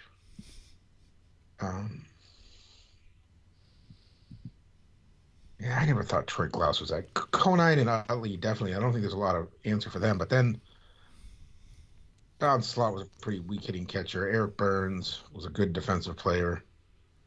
Crawford, really. I think Crawford is a little bit of a difference maker in this lineup. But yeah, like Tim Leary, you said, D, like 1, 2, 3, and are all sub 4, under 5. I mean, Matt Young is 40 games under 500. I'm almost leaning towards, and then Casey Jensen had 1 or 2 years as a good closer, but he's not. I would almost pick Cordero over Jensen. I was thinking about that too. It's pretty close, but I don't remember Dave Schmidt. But I played he played mostly in the 80s. The Rangers. Barely remember him. I don't think I take that back. I do not remember Dave Schmidt at all. And what was Fullerton's seeding again? 7. 7. God, Yeah, I think I'm going 5. This is a nice lineup, and obviously Jackie Robinson is, but I think I'm going Fullerton because the pitching's better, and yeah, I was going to say, being that it was so close, I was going to go with the higher seed just because. All right, so Cal State Fullerton gets the move on. So then your last Elite 8 matchup, you got LSU. LSU's lineup, you got DJ LeMahieu leading it off, Brad Haupt at 2, Alex Bregman the 3, Albert Bell hitting cleanup, Joe Adcock at 5, Al Dark at 6, Aaron Hill at 7, Keith Osick at 8, and Bill Lee is your ace. And then Ben McDonald, Paul Bird, Aaron Nola. Again, Nola would probably have moved up at this point. And Mark Guthrie is the rotation with Kurt Liskanek setting up, and Brian Wilson is your closer. Okay. is So that's LSU. that Bill the Spaceman Lee? I don't think so. Different Bill I Lee? think he played much earlier. Yeah, he played in the 30s and 40s. This Oh Bill yeah, Lee. that's not Bill Lee was in the 80s. Yeah. So LSU, the 3 seed, taking on the 11 seed, which is the Michigan Wolverines. Wolverines are led off by George Sisler, Barry Larkin hitting 2nd, Dick Wakefield 3rd, Charlie Gehringer, the mechanical man, hitting 4, Hal Morris 5, Ted Simmons 6, Chris Sabo 7, Leon Roberts 8, and Jeff Zahn, the ace. The rotation then follows Larry Sorensen, Jim Abbott, Clayton Richard, and Scott Kamenicki. Steve Howe setting up, and J.J. Poots, the closer. Ted Simmons just got voted into the Hall of Fame too. Again, I'm a little I off. think Michigan. I think this isn't a hard one. Okay, go Michigan. All right, and to make this easy, can I guess that Michigan beats Cal State Fullerton? Yeah, because Just by I think so. as easy 4 as you Hall of said Famers that? in their lineup. All right. So Neither one has a great pitching staff. So when I have the finale, I'll make sure those two are right next to each other. But so you actually give me about. So that means our other semifinal is 60 seconds. Arizona State, USC and Arizona State. Well, and the other thing I'll tell you is whoever wins that wins the whole thing. Yeah. Though I'd still like to see the matchup of what comes up. So you got that. So they beat them. They're out. Oh, in fact, you just eliminated them. LSU is gone. All right. So let's go back to this. Will my computer actually help? Well, I don't know. It looks a little different. But all right. So, because it didn't do that. It's fine. All right. So you have that USC Trojan team who's the 1 seed.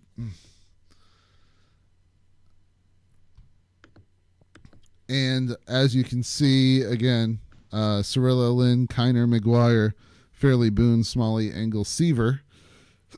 And Seaver, Randy Johnson, Barry Zito, Jim Barr, Bill Lee. That 69 to 82. Is that Bill Spaceman Lee? Yeah, that might be. Yeah. That is probably. Tom House and Brad Boxberger in the pen. So you got this 1-seeded USC team taking on the 4-seeded Arizona State team, which is Brett Butler, Dustin Pedroia, Reggie Jackson, Barry Bonds, Sal Bando, Bob Horner, Paul LaDuca, Willie Bloomquist, Jim Palmer is the ace, followed by Floyd Bannister, Larry Gura, Mike Lee, Craig Swan, Laren LeGros as the setup, and Doug Henry closing. Oh, God, this one's tough. This one is tough.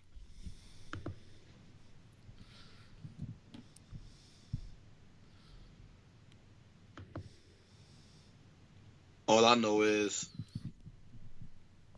whenever Craig Swan would have to start in this series, he would have to probably be yanked relatively.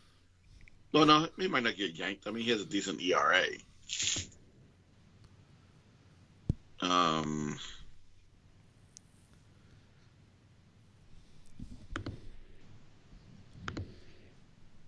Thank you there.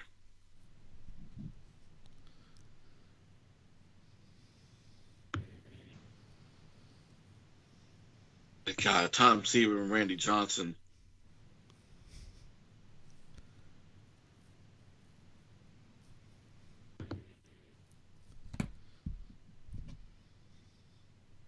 I mean, you're going to need those two going up against that 3-4 over there.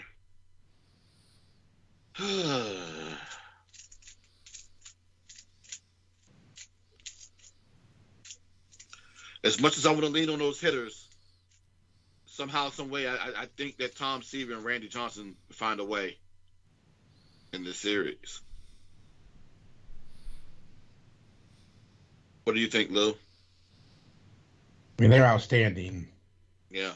But yeah, I mean, these guys definitely have a better. I mean, 1, 2, 3.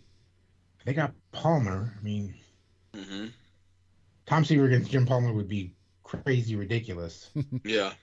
But these are bad. I mean, Reggie and Barry in the middle. You can't. Bob Horner is nothing to sneeze at. Mm-hmm.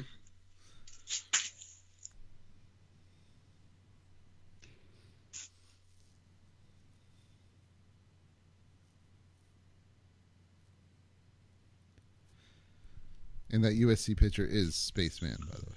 I just double checked. And neither one of them has bullpen to speak of, right? They both have kind of weak bullpens. I would say the USC bullpen's probably a smidge better than this one. ERA wise, for sure. What does Arizona State do about Randy? Yeah, because Floyd Bannister is not. I mean, he was a fine pitcher in his day. but he was the middle of the rotation. Then Barry Zito versus Larry Gura. Yeah, I mean, the thing, like Freddie Lynn, like the first 5 years of Fred Lynn's career, he was a Hall of Fame player, and he just didn't. He got hurt a lot and didn't really last.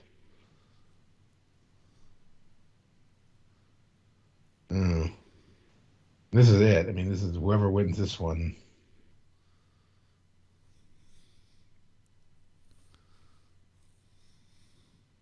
Agreed, most definitely.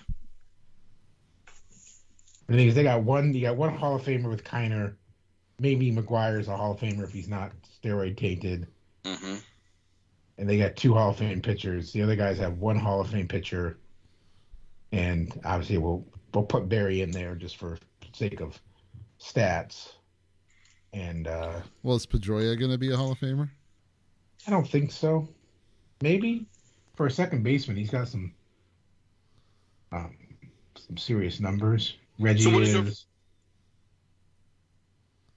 what is your philosophy then, Lou? Is it in a series? Who do you lean more towards, hitting or pitching? I don't ever think there's a hard and fast rule on that, quite frankly.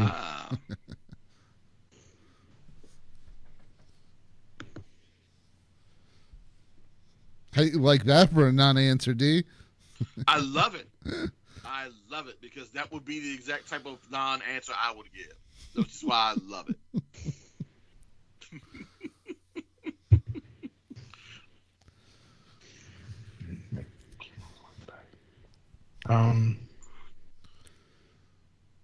Yeah, I think because of the 2 pitchers at the top, I'm leaning towards USC, aren't you? Yeah, that's the main reason why I'm leaning towards it. 12-time national champion USC. So USC is beating Arizona State? Yeah. Yep. All right. So then you'd have the rotation of Seaver, Johnson, Zito Barr, Lee going against the rotation of Jeff Zahn, Larry Sorensen. Nope, sorry, wrong. No, that's right. Jim Abbott, Clayton Richard, and Scott Kamenicki. So USC, the number 1 seed, wins it. Yeah, they do. They do. So I know we're running late here, but I'm going to get like 2 teams in on the other one. Because then I think what I'm going to try to do, since we won't have Super Bowl talk the next few weeks, I'll see if I can get a little Scotty time, so to speak, in and work some of these teams out that way. Because I think we were about halfway through. If you guys remember what we were doing here, and it's going to be a little small on your screen because of how I had to put all the players in. We were picking the best and worst quarterback to play for every franchise in the NFL, and they had to have at least 10 starts for the team. That was the minimum. So 10 starts or more, best and worst quarterback. For instance, with the Cardinals, you guys had Kurt Warner as the best, Tim Rosenbach as the worst. Moving down the list a bit, Bengals, Ken Anderson is the top, Achilles Smith the bottom. I guess Burrow has a chance to beat out Ken Anderson if he can keep up his stuff going. Lions, Matthew Stafford, Joey Harrington. Packers, Aaron Rodgers, John Hadle, etc., etc. So what we got down to is the last team we did was the Kansas City Chiefs. And with the Chiefs, you guys had Patrick Mahomes as the best quarterback ever for the Chiefs. Todd Blackledge was the worst quarterback ever.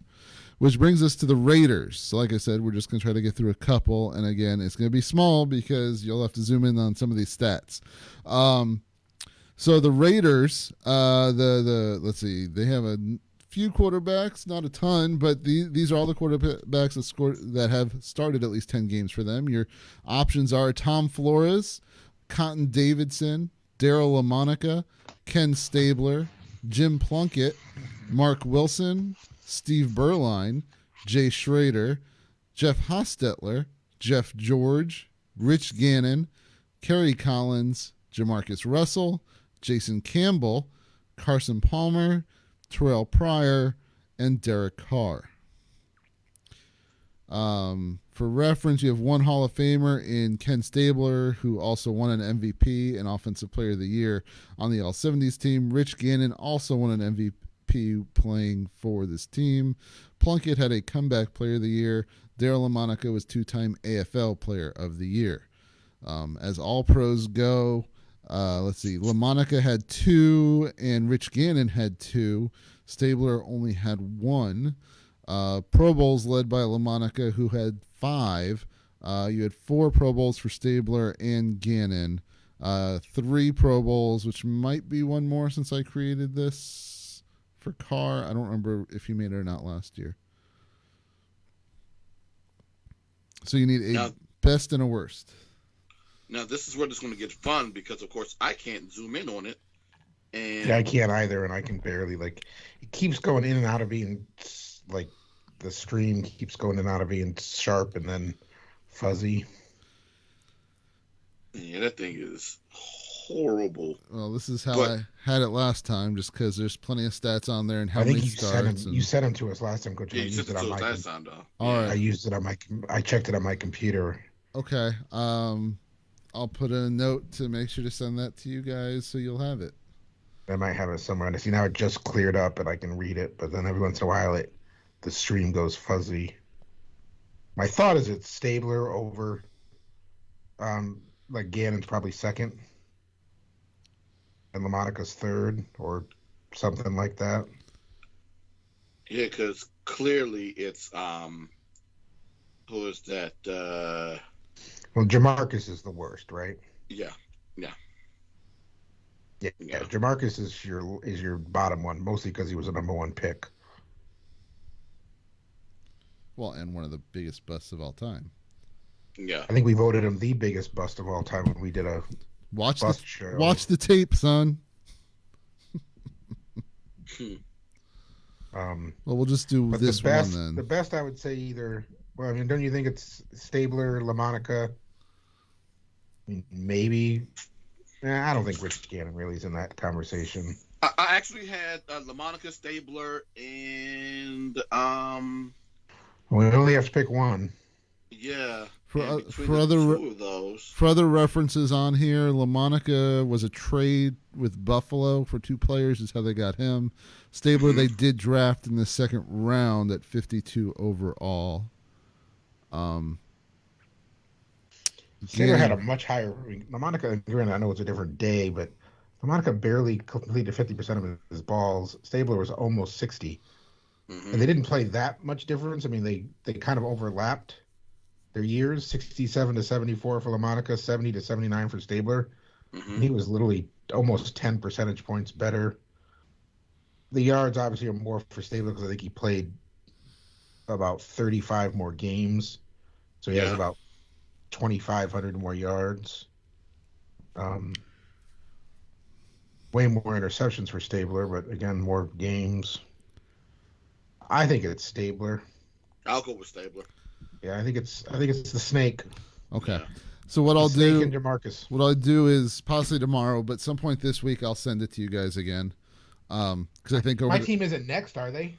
No, they're not. It's the Chargers. I'm sorry. yeah, the Chargers are next. It goes Chargers, then Rams, then Dolphins, then Vikings. Yeah, because Chargers is easy. The best is easy. I can tell you that without looking at a stat. Well, we're not doing it right now. Okay. But yeah, so so you got the Raiders, Stabler the best, Jamarcus Russell the worst. That is something, as I said, will continue over the next probably month or so, and I'll try if I can do it where we have towards the end of the show. Damn, where'd you guys go? Just your video disappeared off of my. But I'll try to throw it in as a Scotty if we have time to do so. Which hopefully, with things calming down so much with football and whatnot lately, there will be. But we'll see. Either way, there you go. At least we finished up one of the hot seats and cleared the way for my 30. How many more of those best worst quarterbacks do we have? I just closed it. Are we like even halfway? we should be halfway.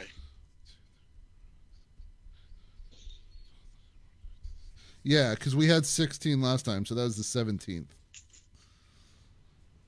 Oh, so we're exactly one past halfway. Okay. Right, so, if we could get like even 5 done, over the next month doing a show by show. That could work. Anyways, so there you go. We'll have some fun with that, and then my 30,000 other hot seats that I already have created. Anyways, thank you for listening and tuning in, everybody. We are SLZE Sports, SLZEsports.com. Like us on Facebook, follow us on Twitter, @SLZE Sports, every Tuesday night, 9 p.m. right here on Facebook Live. We'll be back next Tuesday. And I want to go out on this song because, D, I don't know if you know, but there are rumors swirling that this man is going to have a match at this year's WrestleMania. Swirling. Okay. Anyways, thank you for listening, everybody, and have a good night.